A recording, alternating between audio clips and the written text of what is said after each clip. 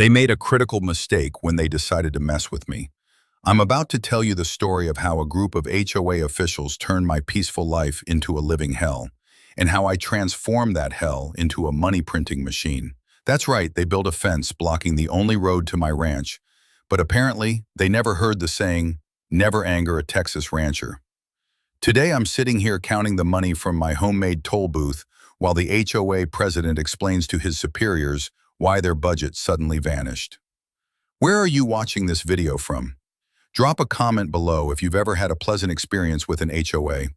I guarantee your stories can't be crazier than what I'm about to share with you. I'm Ethan Morgan, a 38-year-old who works remotely in business consulting, but has been passionate about electronics and DIY projects since childhood.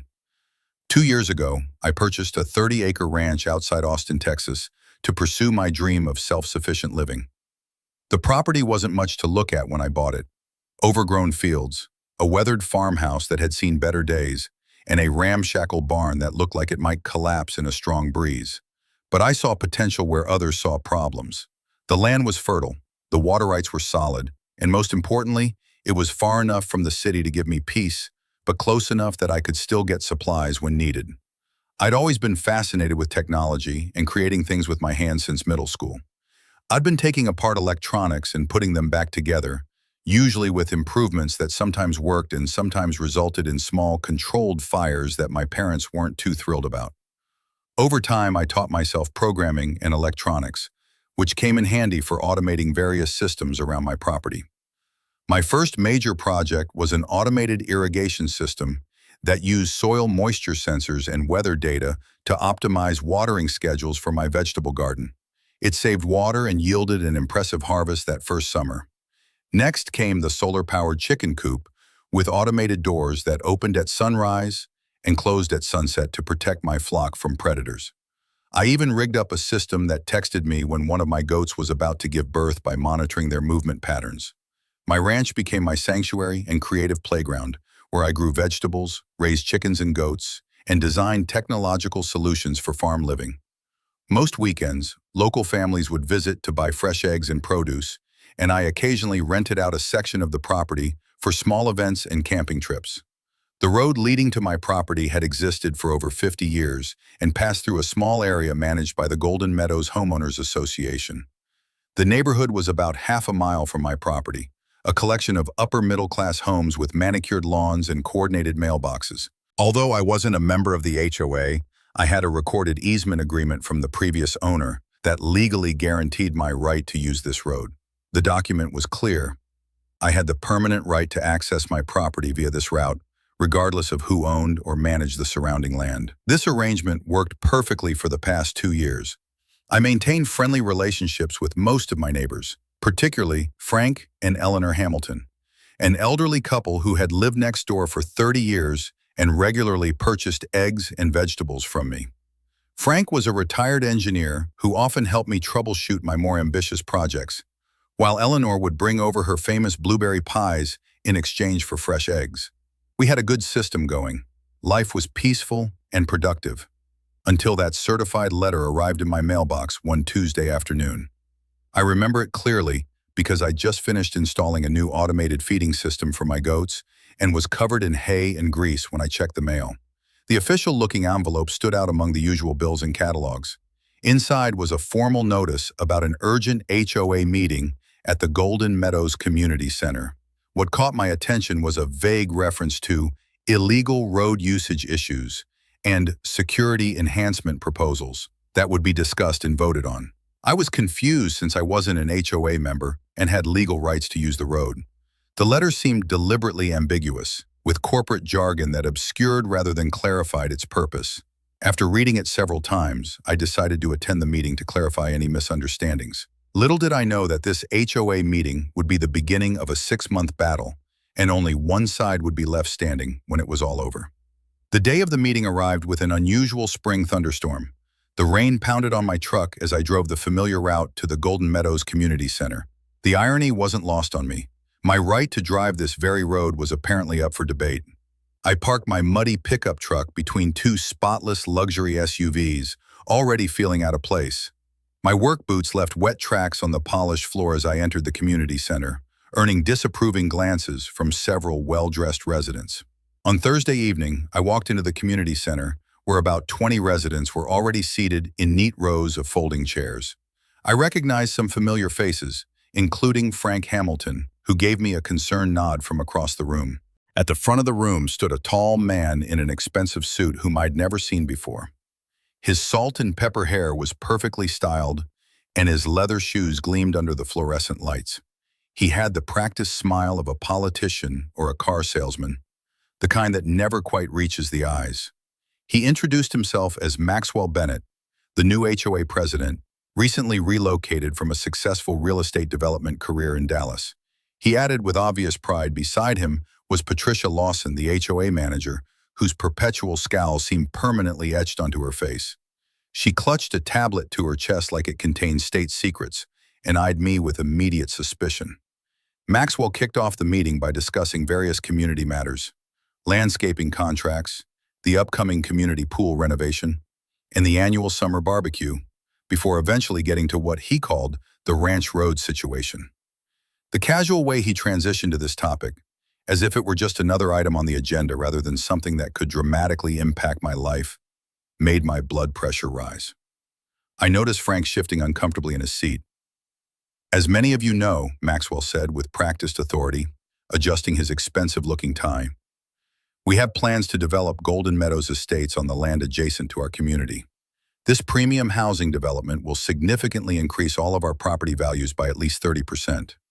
He clicked a remote and a sleek presentation appeared on the wall, showing renderings of luxurious homes with swimming pools and perfectly landscaped gardens.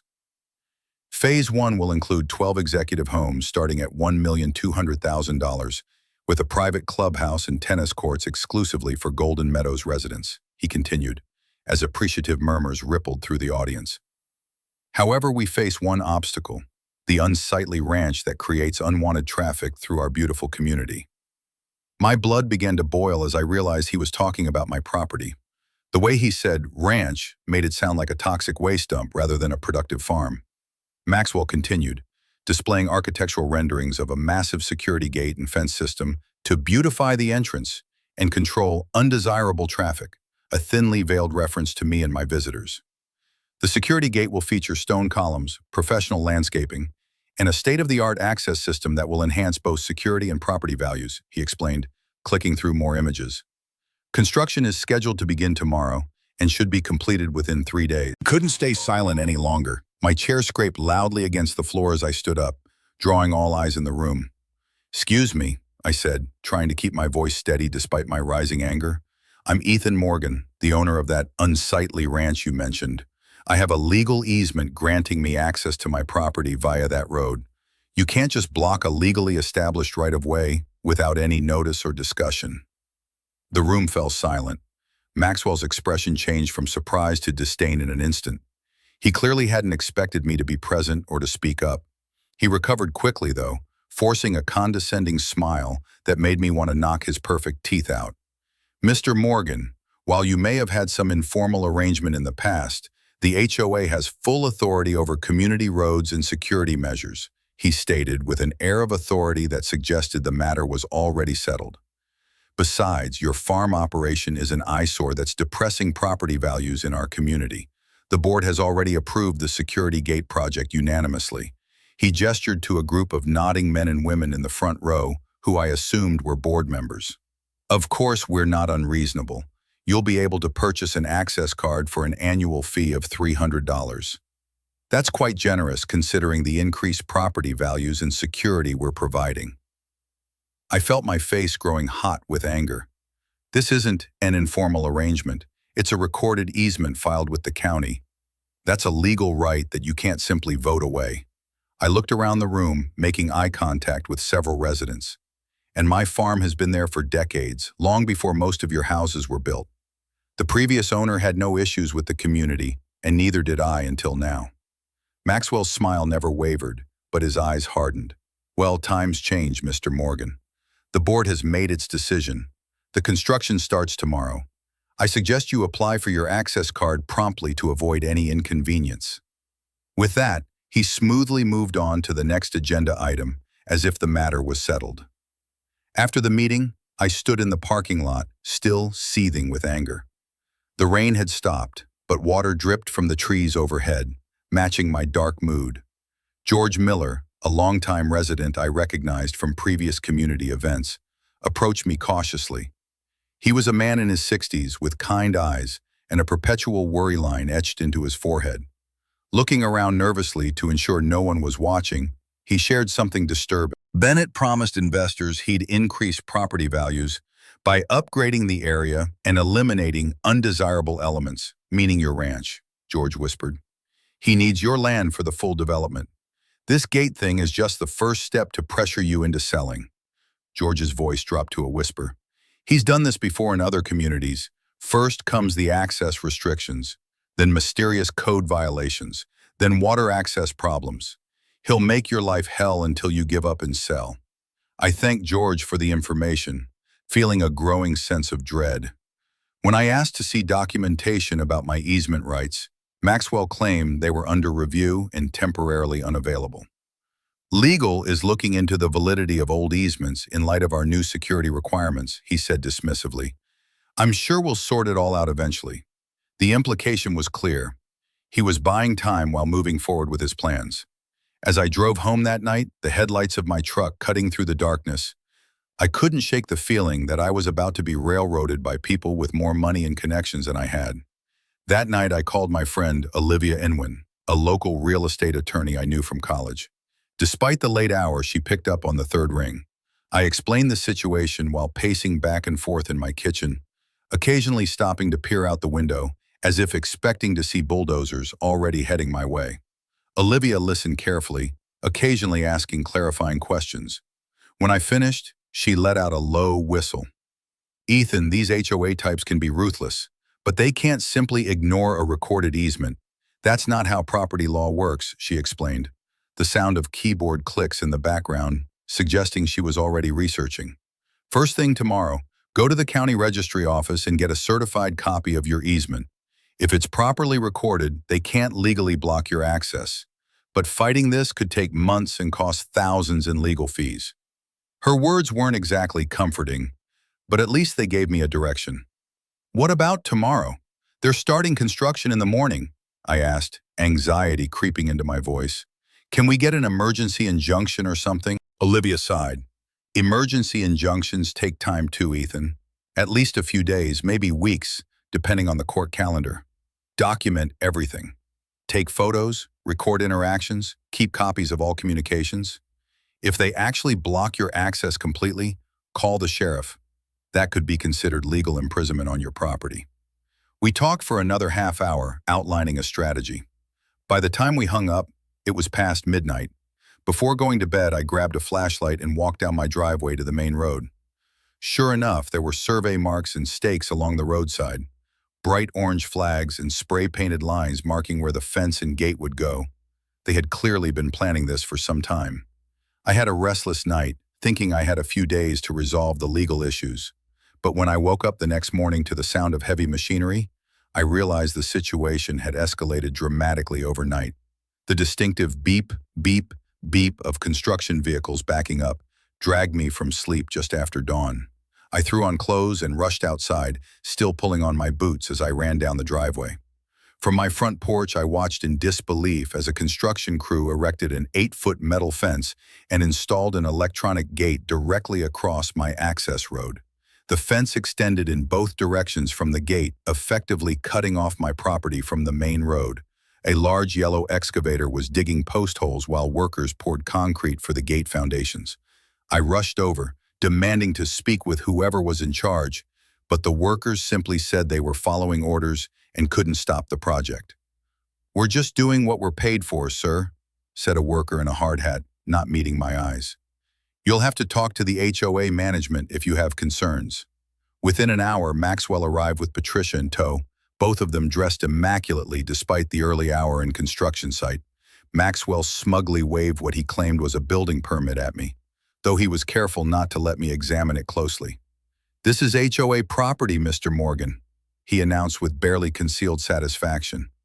"You'll need to register for an access card, $300 annually, to use our private road." Patricia handed me a plastic card with obvious reluctance, as if she were giving away her personal fortune. "This expires in 7 days," she said curtly. "The annual fee must be paid in full before we can issue a permanent card. There are no monthly payment options." Her tone made it clear that she expected me to cause trouble and was almost hoping for it. Left with no immediate options, I took the card and retreated to my truck. The gate was already operational, requiring me to swipe the card to exit my own property. The humiliation and anger I felt in that moment were overwhelming. I drove straight to the county registry office, a 30-minute trip to the courthouse downtown. The registrar, an older woman with glasses hanging from a chain around her neck, helped me locate and obtain a certified copy of my easement document. She raised her eyebrows as she reviewed it. "This is a pretty straightforward perpetual access easement," she commented. "Been in place since 1972. Strange that anyone would dispute it." I clutched the document like a lifeline, feeling slightly vindicated but still uncertain about my next steps. From there, I headed straight to Olivia's office. Her law firm occupied half a floor in a modest office building on the edge of downtown. Her assistant showed me into her office immediately, where Olivia was already surrounded by open law books, and her computer showed multiple tabs of legal research. After reviewing the documents, she confirmed that my easement was still valid and binding. "They can't legally block your access," she stated firmly, removing her reading glasses. "This easement is clear and recorded properly. It runs with the land, which means it transfers with ownership and isn't affected by who owns either property." She leaned forward, her expression serious but determined. "Now, getting an emergency injunction could take weeks, and they know it. This is a deliberate delay tactic. They're hoping to force your hand before the legal system can work." Olivia explained that we could file for an emergency injunction, but the courts were backlogged, and it would likely be at least 3 weeks before we got a hearing. "Meanwhile, document everything," she advised. "Take photos, record conversations if legal, keep a detailed journal. If they completely block your access, even temporarily, call the sheriff immediately and reference your easement rights." I left Olivia's office with a plan, but feeling like I was already several moves behind in a chess game I hadn't realized I was playing. When I returned to my property that afternoon, the fence and gate were complete. The once open access road now featured an imposing metal gate with keycard access, surrounded by cameras and intercoms. The fence extended as far as I could see in both directions, a physical manifestation of Maxwell's determination to control my movements. Maxwell stood there with a condescending smile, handing me a temporary 7-day access card. "After that," he said, "you'll need to pay the fee or find another way home." Then he leaned in closer and added, "I know you've been digging into the legal paperwork. Go ahead and file for an injunction. By the time it goes through, our development deal will be secured, and we'll have other ways to make your life impossible." As I watched his smug smile, a sudden idea flashed in my mind. If they wanted to turn my road into a toll gate, why couldn't I do the same? I didn't reveal my thoughts to Maxwell. Instead, I took the access card silently and drove through the gate onto my property. Once inside, I parked my truck and walked my property line, paying particular attention to where the new fence intersected with my land. Something didn't seem right about the placement. The fence appeared to curve slightly at one point, deviating from what I remembered as the property line. I pulled out my property survey from when I purchased the ranch and studied it carefully, comparing landmarks and measurement. After an hour of investigation, I had a suspicion that I needed to confirm. The HOA's new gate might actually be partially on my property. For the next several days, I immersed myself in research on Texas land laws and easement rights. I barely slept, spending hours at my kitchen table surrounded by legal documents, land surveys, and printouts of Texas property statutes. I discovered something fascinating. My easement guaranteed me reasonable access to my property, but more importantly, I found through careful examination of the property surveys that the HOA's gate actually encroached slightly onto my land. A surveying error on their part, about 3 feet of the electronic gate mechanism and one of the fence posts were technically on my property. This small detail could change everything. I consulted with Olivia, who confirmed that I had the right to control any structures on my property, including that portion of the gate. If their gate is partially on your land, they've essentially built an unauthorized structure on your property, she explained, her voice conveying a mixture of surprise and satisfaction. That gives you certain rights that they can't easily dismiss. She recommended getting an official survey to confirm my findings before taking any action. If you're right, this could be the leverage we need, but proceed carefully. We need to be absolutely certain before making any claims. I called my friend Ryan Cooper, a local building contractor who had helped me renovate my barn the previous year. Ryan was a practical, non-nonsense type who harbored a deep distrust of suits and ties, telling regular folks what they can do with their own property, as he put it. I showed him the boundary maps in my property survey. After examining them carefully and walking the property line with me, he confirmed my findings. "No doubt about it," Who said, chewing on a toothpick. "They built part of that gate on your land. Probably figured you wouldn't notice or wouldn't know what to do about it if you did." Ryan helped me formulate a plan to build my own toll booth right next to the HOA gate on the section of land that was legally mine. With my background in electronics and DIY skills, I could design and program an automated system for the booth. "We'll need to move fast," Ryan advised. "Once they realize what we're up to, they'll try to stop us. Better to ask forgiveness than permission in this case." Ryan and I spent the entire weekend planning and gathering materials, knowing we needed to act quickly while the HOA office was closed. We made runs to hardware stores, electronic suppliers, and lumber yards, gathering everything we would need. "Maxwell thinks he's one step ahead," I told Ryan as we finalized our blueprints. "But this weekend, he'll learn never to underestimate a rancher with DIY skills and a score to settle."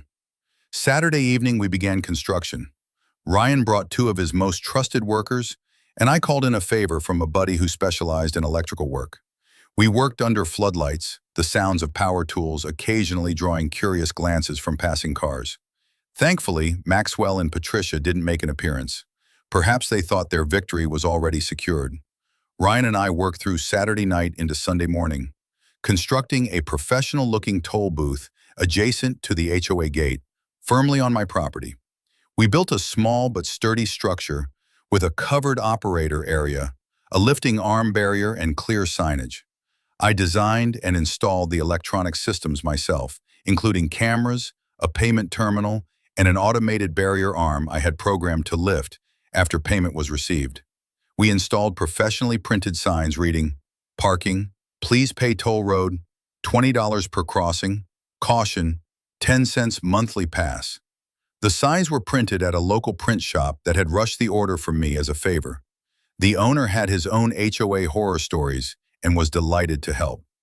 By early Sunday morning, we had a fully functional toll booth with official-looking receipts and a mobile payment system, all completely legal since it was on my property. We even added solar panels and a battery backup system to ensure it couldn't be disabled by cutting power. As Golden Meadows residents began returning from their weekend trips, they encountered our new toll booth with confusion and disbelief. Cars began backing up as drivers tried to figure out what was happening. I stood at the booth, wearing a button-up shirt and a professional-looking cap, politely explaining the situation to each driver. "The road crosses my property at this point," I explained calmly to a confused family in a minivan. "And since the HOA has decided to charge for crossing their property, I'm simply doing the same for the portion of the road on mine. And since the HOA has decided to charge for crossing their property, I'm simply doing the same for the portion of the road on my land. It's $20 per crossing or $100 for a monthly pass.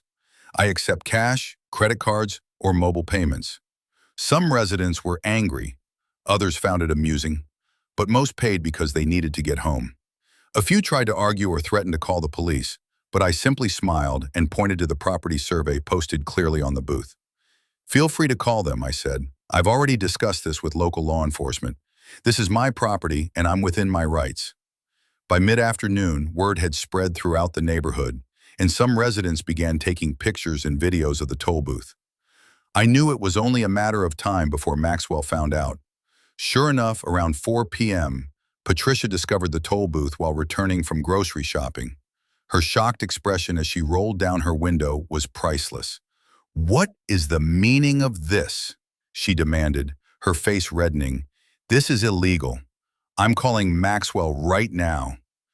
She refused to pay the toll and parked her car on the side of the road, furiously dialing her phone. When Maxwell arrived 30 minutes later, his face turned crimson with rage. He stormed up to the booth, his expensive shoes kicking up dust. "What the hell do you think you're doing? This is illegal harassment. You can't block a public road," he shouted, attracting a small audience of curious onlookers. I remained calm, which seemed to infuriate him even more. "This isn't a public road, Mr. Bennett. You established that yourself when you put up your gate. And according to the property survey, this portion of the road is on my land. I'm simply exercising the same rights you claimed for the HOA, controlling access to my property." Maxwell threatened to call the police, his voice rising to a near shout. I calmly invited him to do so, explaining that I was standing on my own property with certified survey documents proving it. "I've already spoken with an attorney," I added. "Everything here is perfectly legal. If you have concerns about the property line, you're welcome to commission your own survey." Maxwell pulled out his phone and dramatically called the police, pacing back and forth while describing a road blockage and an illegal toll booth to the dispatcher.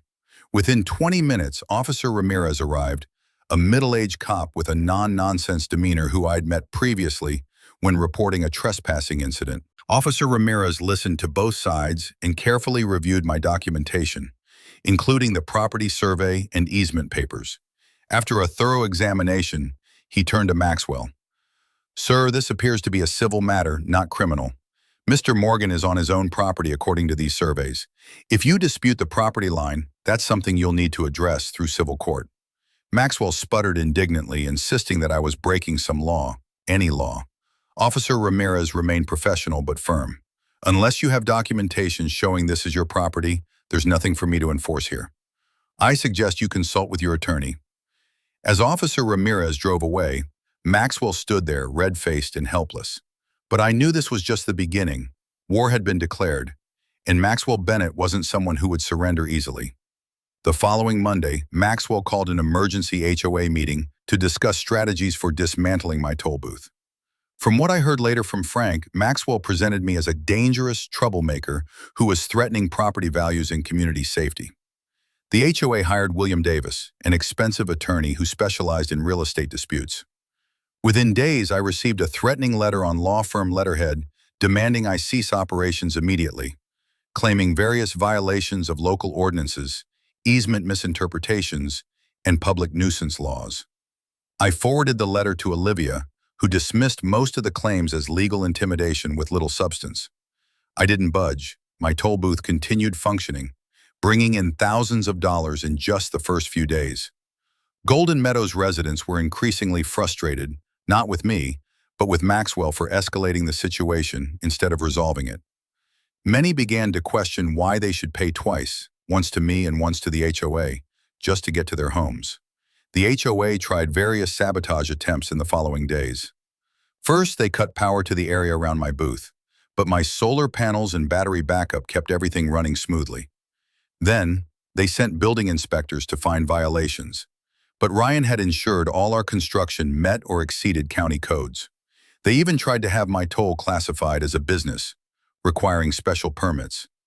But my attorney argued successfully that it was simply a property access fee, no different from what the HOA was charging me. Word of our dispute spread through the community like wildfire. Neighbors talked about it at local shops, in school pickup lines, and at church gatherings. Nancy Fletcher, an influential resident who had lived in Golden Meadows for over 20 years, began questioning Maxwell's handling of the situation at HOA meetings. "Why are we paying legal fees when we could just remove the gate and end this nonsense?" she demanded at one particularly heated session. "This toll booth situation is making us a laughingstock in the county. My friends from other neighborhoods are asking if they need to bring cash just to visit me."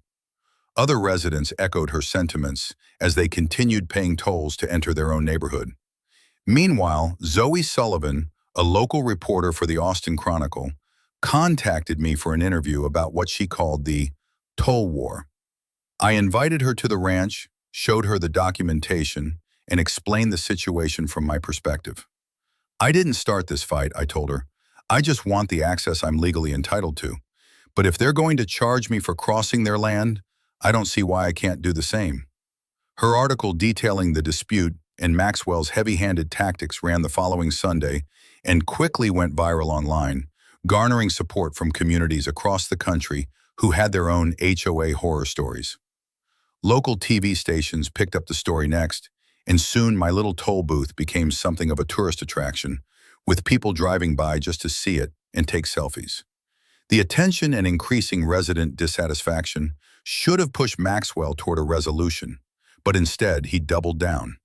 My security cameras captured him and two unidentified men vandalizing my toll booth at 2 a.m. one Tuesday night. The footage clearly showed them damaging the payment terminal, spray painting over the cameras, and trying to dismantle the barrier arm. One of the men appeared to be William Davis, the HOA attorney, though his face was partially obscured by a hoodie. The third man remained unidentified. I immediately called the police and filed charges for property damage and trespassing, providing them with the security footage as evidence. The crystal clear footage showed Maxwell's face perfectly as he spray painted over my cameras. Unaware that I had installed backup cameras in less obvious locations, specifically to prevent such sabotage. Despite the evidence, Maxwell brazenly denied involvement when interviewed by police later that day, claiming I had no clear proof and suggesting I had staged the vandalism myself for sympathy. What he didn't realize was that my security system had automatically uploaded the footage to cloud storage, even as they were damaging the equipment, and I had already provided copies to Olivia, the police, and several trusted friends as backup. With Ryan's help, I rebuilt the toll booth within a day, making it even more robust than before. We reinforced the structure with steel components and added more security features, including motion sensors and alarms. I also added a new sign, special fee for Maxwell Bennett, $1,000 crossing.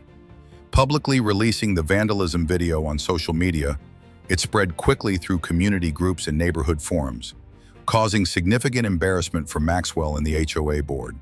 The HOA called another emergency meeting where many residents expressed anger toward Maxwell for his unprofessional behavior and the potential legal liability he had created for the association. "You've now exposed us all to a potential lawsuit," one resident shouted during the meeting, according to Frank's report. "What were you thinking, vandalizing private property on camera?" During this time, I continued investigating Maxwell's background and motivations through public records and contacts in the real estate industry. I discovered that Maxwell had a special relationship with Platinum Ridge Developments, the company behind the planned Golden Meadows Estates. He wasn't just facilitating the deal as HOA president, he was receiving substantial personal commissions to resolve the ranch situation and clear the way for development. This was a clear conflict of interest that he had never disclosed to the HOA members. I also found evidence suggesting he had deliberately concealed my easement rights from the HOA board, presenting the gate project as a simple security measure rather than an attempt to pressure me into selling. Olivia uncovered documentation proving Maxwell had intentionally falsified the original building permit for the fence. The permit application showed a different location for the gate than where it was actually built, carefully avoiding any mention of existing easements that might have raised red flags with the county permit office. Meanwhile, I obtained a leaked email from an HOA resident in which Maxwell admitted his plan to seize my easement rights to increase property values. Once Morgan realizes he can't easily access his property, he'll have no choice but to sell to us at our price, Maxwell had written. The temporary inconvenience to residents will be worth it when property values increase by 30% with the new development. Now, I had everything I needed to corner Maxwell. But before delivering the final blow, I wanted to give him one last chance to dig his hole deeper. I sent Maxwell a formal invitation to a peace negotiation at Olivia's law office. To my surprise, he accepted, perhaps believing he could intimidate me in a more formal setting. The meeting was set for Wednesday afternoon. I arrived early, discussing strategy with Olivia and making sure our recording equipment was ready. Axel arrived 15 minutes late, a power move designed to assert his importance. He brought William Davis with him, both men in expensive suits that probably cost more than my monthly farm income. During the meeting, I proposed a straightforward deal. I would dismantle the toll booth and drop all charges if the HOA removed their gate and guaranteed my permanent easement rights in writing. This is a simple solution that ends the conflict immediately, I explained. Everyone returns to the situation we had before, which worked fine for years. No more toll booth, no more gate, no more legal fees. Maxwell and Davis exchanged glances, Then Maxwell leaned forward with a condescending smile. "Mr. Morgan, I don't think you understand your position. The HOA has vastly more resources than you do. We can drag this out in court for years if necessary. You will be bankrupt from legal fees long before we feel any significant impact." Maxwell, overconfident as ever, rejected the offer and revealed more details about his development plans, including how he had manipulated the HOA board by withholding key information. "Most of those idiots don't even read the documentation I provide," he boasted. "They just vote how I tell them to vote. This development will happen, with or without your cooperation. The only question is whether you'll profit from it by selling now or be financially ruined fighting it." What he didn't know was that our conversation was being legally recorded, with Olivia as a witness. Texas law allows recording if one party consents, and we had carefully placed a notice in the meeting room disclosing that recording might occur, a detail Maxwell and Davis had overlooked in their arrogance. The next day I released everything: the vandalism video, the leaked emails, documentation of Maxwell's conflict of interest, and the recording of our recent meeting. I posted it all on social media, sent copies to every HOA member, and provided the package to Zoe Sullivan at the Chronicle. The reaction was immediate and overwhelming. Zoe wrote a detailed expose about the situation, including evidence of Maxwell's financial relationship with the development company and his efforts to conceal information from HOA members. The article was picked up by larger news outlets, bringing unwanted scrutiny to both Maxwell and Platinum Ridge Developments. The HOA board called an emergency session where multiple members demanded Maxwell's immediate termination. The meeting was chaotic, with residents yelling and demanding answers. Maxwell tried to defend himself, claiming the recordings were doctored and the evidence fabricated, but few believed him. Patricia sat silently beside him, her expression suggesting she was already planning her exit strategy. Within a week, Maxwell was fired by the HOA, facing a civil lawsuit from me and potential criminal charges for vandalism. William Davis quietly withdrew as HOA counsel, likely realizing he had been recorded, potentially participating in criminal activity. The new HOA board, led by Nancy Fletcher as interim president, moved quickly to resolve the situation. They voted unanimously to remove the gate and formally recognize my permanent easement rights in a legally binding document. They also agreed to pay for the damage to my toll booth and cover my legal expenses as part of a settlement agreement. Platinum Ridge Developments withdrew from the Golden Meadows Estates project after the scandal, unwilling to be associated with the negative publicity. The land that had been slated for development was later purchased by a conservation trust and preserved as a natural area, allowing the community to maintain its semi-rural character. Maxwell made a final desperate attempt to sue me for defamation, but the court dismissed his case when he couldn't prove any of the evidence I'd shared was false. The criminal charges for vandalism were eventually settled with a plea deal that included community service hours and restitution payments. I decided to use the money collected from the toll booth, over $15,000, to establish a land rights defense fund to help others facing similar HOA bullying. The irony wasn't lost on me that Maxwell's attempt to extort money from me had created a resource to help others fight against similar tactics. I hosted a large barbecue party at my ranch, inviting all Golden Meadows residents except Maxwell and local media. The event became a celebration of community solidarity, with many residents expressing relief that the toll war was finally over. At this gathering, I announced plans to expand my ranch into a community agricultural education center, creating positive relationships with my neighbors. "This land has always been meant to be shared," I told the gathered crowd. "Instead of being a point of conflict, I want it to be a place where we can all come together and learn from each other." Frank and Eleanor Hamilton were among the first to volunteer to help with the educational programs. Frank offered to teach basic electronics to kids, showing them how to build simple circuits and solar-powered gadgets, while Eleanor would lead gardening workshops.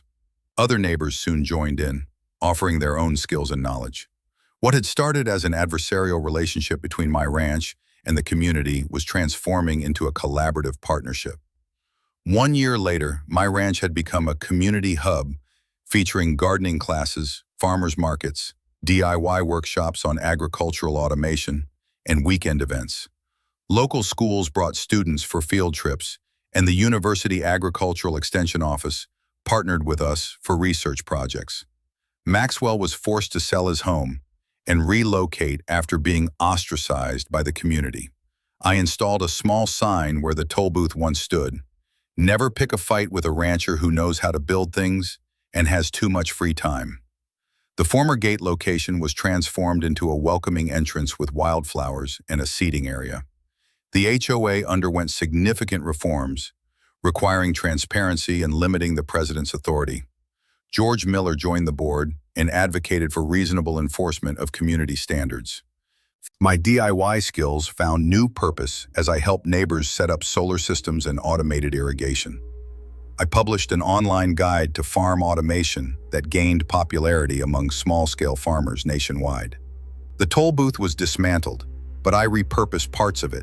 The barrier arm became part of a playground structure. The solar panels were used for educational displays, and the security cameras now monitor wildlife for science education. Zoe Sullivan's article about our dispute won a journalism award and launched her career covering community activism. This experience taught me that communities are stronger than individuals motivated by greed. Property values in Golden Meadows actually increased despite the luxury development falling through. Living next to a vibrant educational farm proved more appealing than another cookie-cutter housing development. If you're facing your own Maxwell Bennett, remember to document everything, know your rights, build community alliances, and don't be afraid to get creative. The principles of standing your ground, highlighting injustice, and using innovation to level the playing field can help you overcome bureaucratic bullying. Today, as neighbors stop by for fresh eggs or workshops, it's hard to believe this property was once at the center of such conflict. The fence meant to isolate has been replaced by open gates that welcome. Sometimes, the little guy with a creative idea and a stubborn streak can triumph over those who mistake money for rightness and power for authority.